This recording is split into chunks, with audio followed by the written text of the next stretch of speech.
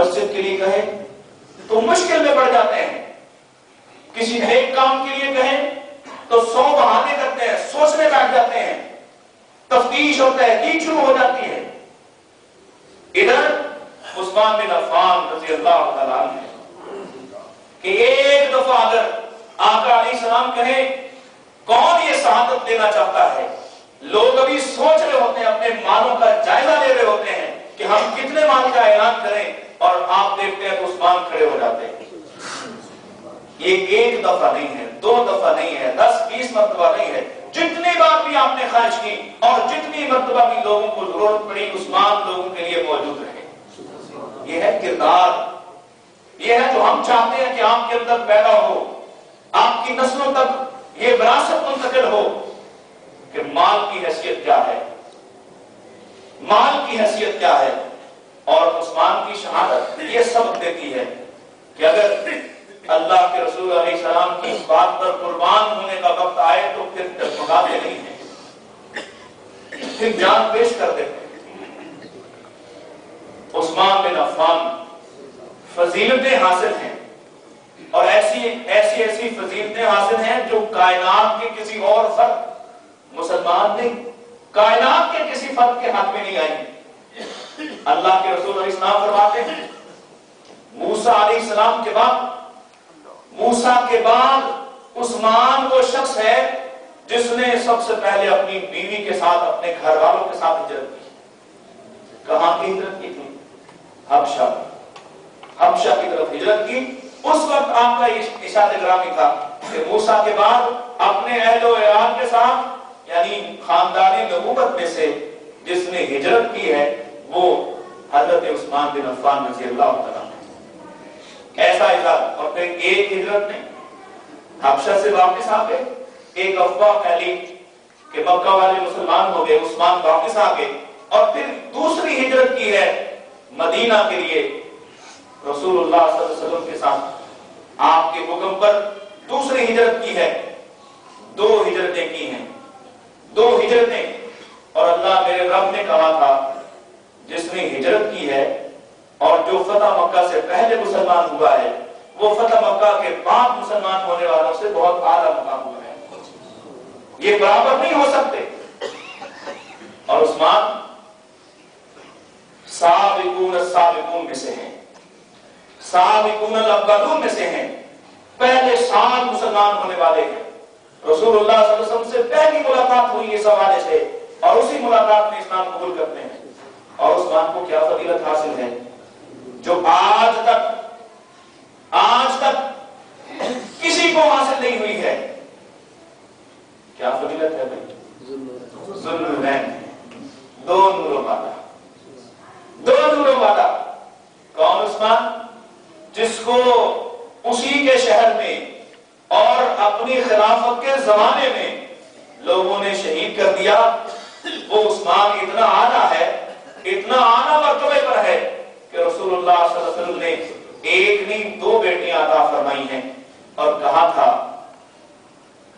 آپ اپنی بیٹی کسی کو دیتے ہیں تو 100 عیب بھی بعد میں نکال لیتے ہیں، 2 4 10 سال بیتے ہیں تو 100 شکوے پیدا ہوتے ہیں، میری بیٹی کے ساتھ یہ اچھا سلوک نہیں ہوا، وہ اچھا سلوک نہیں ہوا۔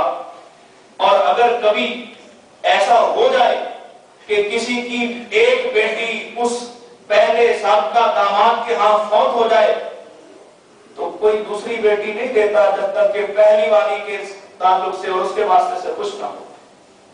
کوئی دیتا ہے؟ دنیا میں یہ رواج ہے، ہر شخص اپنی بیٹی سوچ سمجھ کر دیتا ہے، اس کی تحقیق تفتیش اور تحقیق کر کے دیتا ہے کہ آدمی کس معیار کا ہے، کس درجے کا ہے۔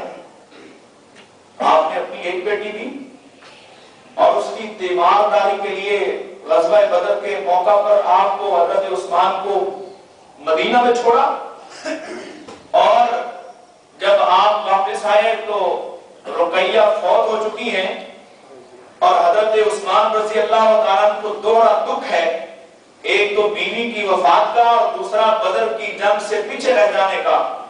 اور میرے آقا علیہ السلام نے آپ کو بدر کے لڑائی کرنے والے جو مجاہدین ہیں ان میں شمار کیا، اور ان کو بدر کی غنیمت میں حصے دار بنایا. اور پھر دوسری بیٹی بھی فوت ہو گئی. عثمان کی دوسری بیوی بھی فوت ہو گئی. تو رسول اللہ صلی اللہ علیہ وسلم نے وہ تاریخی بات ارشاد فرمائی جو آج میرے اور آپ کے لیے سرمایہ حیات ہے. آپ نے فرمایا عثمان پریشان ہے. کیوں پریشان ہے؟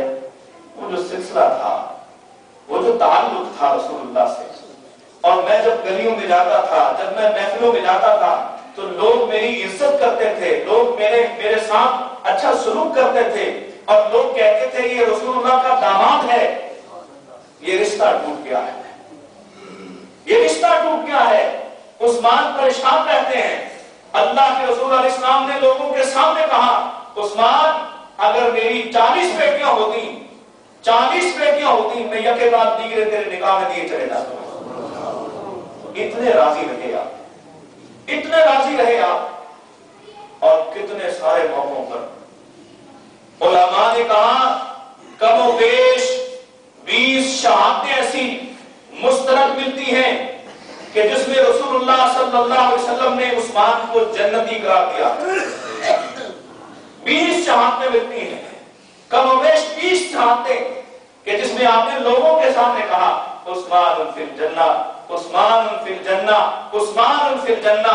اور میرا اور آپ کا بھی عقیدہ یہ ہے عثمان فی الجنہ, عثمان جنتی ہیں. اور اللہ کے فضل و کرم سے ہم جب ان سے محبت کرتے ہیں تو ہم بھی عثمان رضی اللہ عنہ کے ساتھ ہی ہوں. اور پھر ایسا کارنامہ انجام دیا کہ آج بھی امت ان کے اس احسان کی شکر گزار ہو. ایسا کارنامہ حضرت حذیفہ بن الیمان نے کہا حضرت عثمان رضی اللہ تعالیٰ عنہ سے کہ میں نے دور دراز کے علاقوں میں دیکھا ہے مسلمان آپس میں قرآن مجید کی تلاوت اور اس کے لہجوں پر آپس میں دست و گریباں ہیں, اور ایک استاد سے پڑھنے والا دوسرے استاد کی تلاوت کو رد کرتا ہے. آپ ایسا کیجئے قرآن مجید کو کسی ایک لہجے پر کر دیجیے.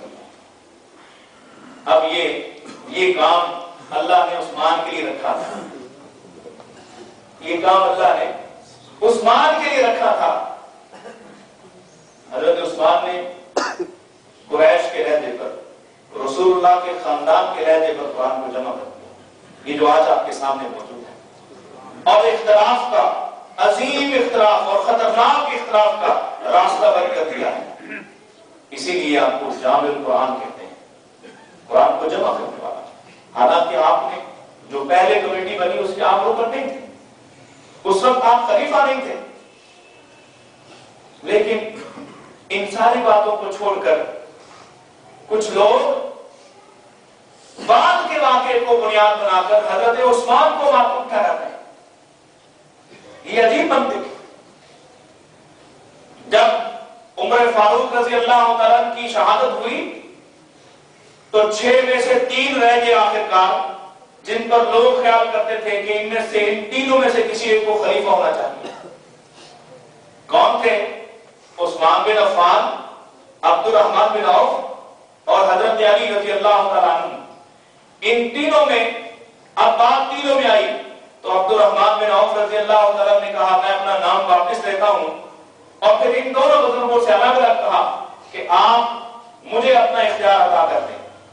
دونوں نے عبد الرحمن کو ثالث مقرر کر لیا, اور عبد الرحمن نے فیصلہ کیا کہ امت کے تیسرے خلیفہ حضرت عثمان بن عفان رضی اللہ تعالیٰ عنہ. اب یہ متفقہ فیصلہ تھا. اور کوئی بتائے کہ حضرت علی رضی اللہ تعالیٰ عنہ نے ایک دن بھی تاخیر کی ہو عثمان کی بیعت کے حوالے سے. کوئی بات نہیں تھی, کوئی جھگڑا نہیں تھا, کوئی اختلاف نہیں تھا. لیکن بے عقلوں کا ٹولہ ایسا ہے کہ اختلاف ملتا نہیں ہے, اپنے سے بنا کے جھوٹ گھڑ کے رسول اللہ صلی اللہ علیہ وسلم کے رشتہ داروں کی توہین پر کمر بستہ رہتے ہیں. اللہ ان سے ضرور حساب لے گا انشاءاللہ. ایک اور مزے کی بات ہے، آپ کو شاید پتا ہو، کہتا ہے رسول اللہ صلی اللہ علیہ وسلم کی تو بیٹی ہی ایک تھی، جانتے ہیں آپ اس بات کو؟ کہتا ہے بیٹی ہی ایک تھی، فاطمہ رضی اللہ تعالیٰ عنہ، ان کے علاوہ تو آپ کی کوئی بیٹی نہیں تھی۔ اور یہ جو ام کلثوم، رقیہ یا زینب نامی خواتین جن کے نام آپ گنواتے ہیں، یہ تو آپ کی روایت تھی۔ رسول اللہ صلی اللہ علیہ وسلم نے جن عورتوں سے شادیاں کی، جن شادی شدہ عورتوں سے شادیاں کی، ان کی اولادیں تھیں۔ میں نے آپ کو اس لیے بتایا ہے تاکہ ذہن باقی بھی آپ کے سامنے ہو اور جواب بھی آپ کو دے کے جا رہا ہوں۔ اللہ کے قرآن نے اپنے نبی کے ذریعے رسول اللہ صلی اللہ علیہ وسلم کو جو کلام کیا آپ سے اللہ تعالیٰ نے، جہاں یہ کہا تھا کہ آپ یا ایھا النبی کل ازواجک